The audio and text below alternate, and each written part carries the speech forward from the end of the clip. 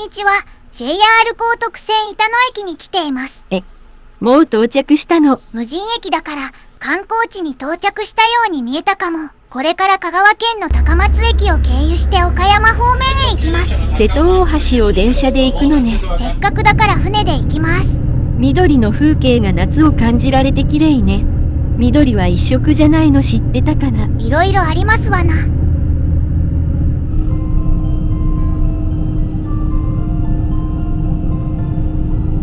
あっという間に高松に到着です。このまま岡山方面行きの列車に乗り換えたらすぐなのに。いろいろ考えたんだけど、今回はフェリーを乗り継いで岡山へ行くことにしました。ここから高松港へ移動ね。高松駅周辺はいつも車なので列車では初めて尽くしの旅でワクワクしてます。間違って違う島へ行ってしまったり、海に落っこちないでね。予習はきちんとしておいたで。駅を出るとすぐ目の前には開放感ある広いロータリー、バスターミナル、フェリー乗り場へもわかりやすくて、観光客にも優しいですね。目の前の池は海水池で、海とつながっていて、定期的に水の入れ替えが行われているそうです。今日はちょっと濁ってるね。魚がいるのかちょっとわからなかったな。高松駅前の広場はこんな感じです。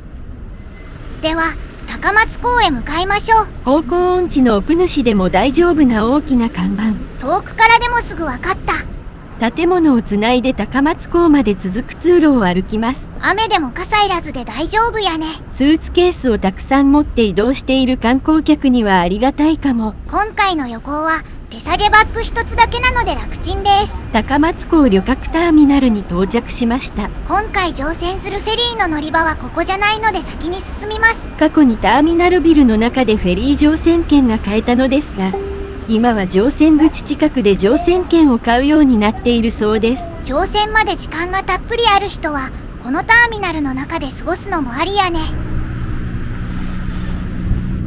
港に来たって感じしますよね。まことちゃんハウスに空目してしまった小木島、女木島駅のフェリーが入港していますね。いろんな離島へ行くフェリーがありますが、絶対乗り間違えないわ。だけどフェリー乗り場は事前に確認しておいた方がいいね。ウプ主が乗船するフェリー乗り場はあの茶色い建物のところね。高松駅から寄り道せずにここまで5、6分ってとこかな。乗船券売り場到着。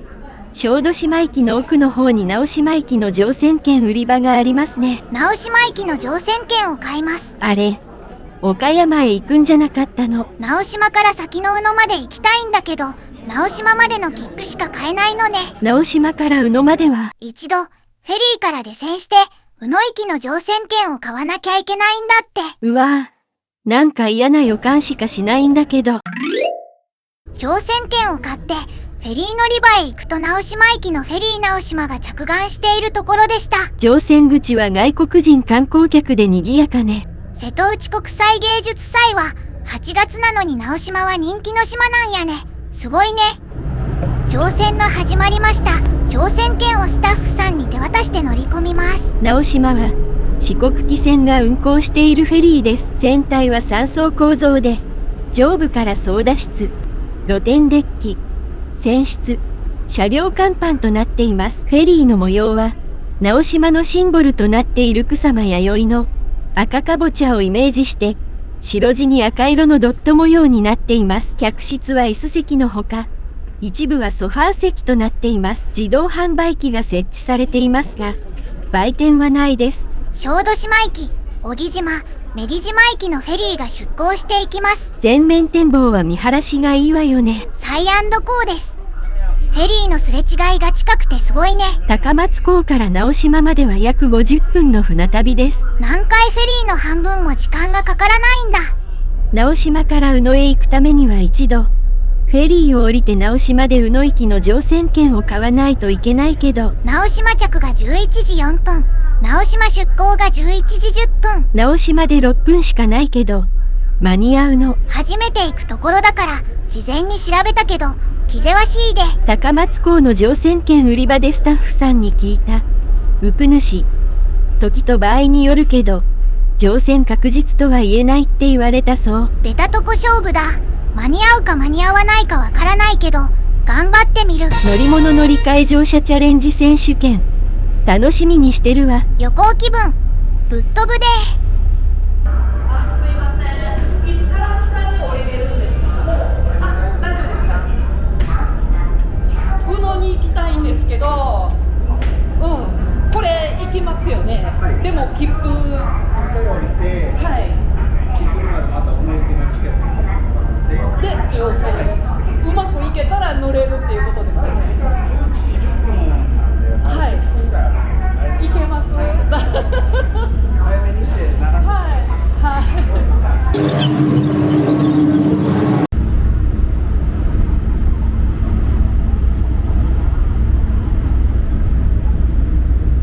うのどっちですか？あ、ごめんなさい。こっち、ありがとうございます。めちゃくちゃテンパってる。おほほ。だって6分間でフェリーに戻らなきゃいけないから焦るで。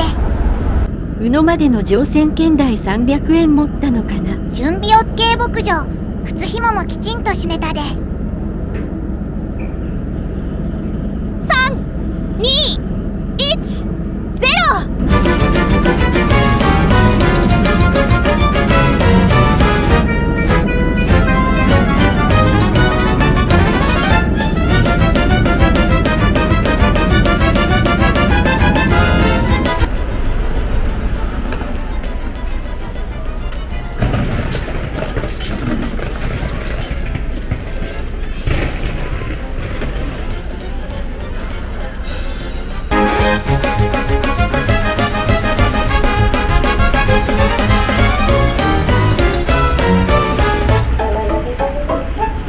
間に合った。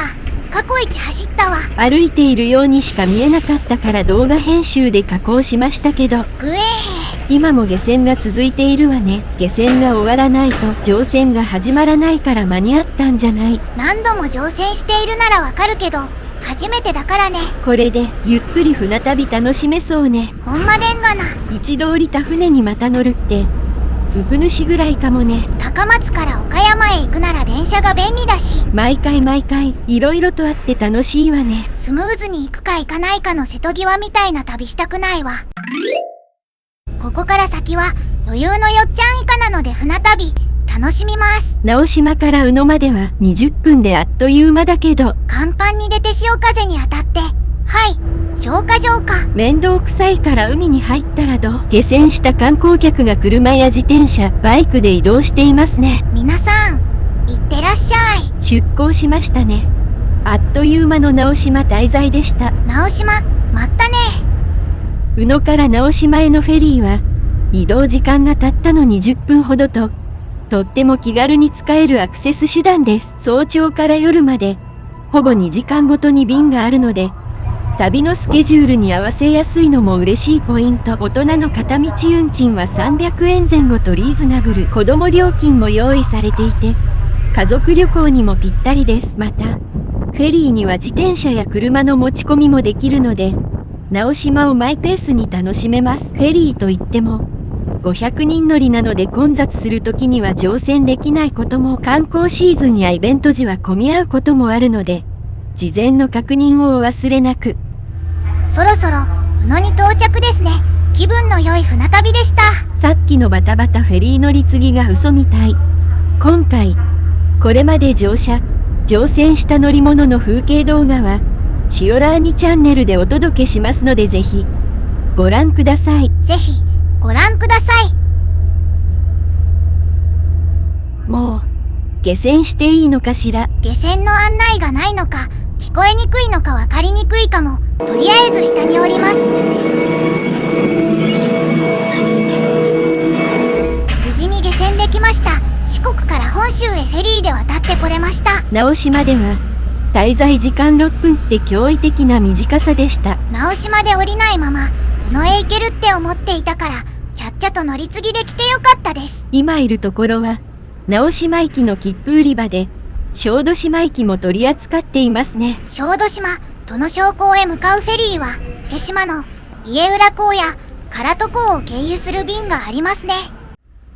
ここからは路線バスに乗って次の目的地へ向かいます。どんな景色が待っているでしょう。この後の旅は次回の動画でお届けします。今回は、徳島から高松港からフェリーで直島で乗り継いで宇野港到着までをお届けしました。ニッチな旅行動画ですが、次の動画を楽しみにしていただけましたら高評価、チャンネル登録をお願いします。次の動画でお会いしましょう。動画ご視聴ありがとうございました。まったね。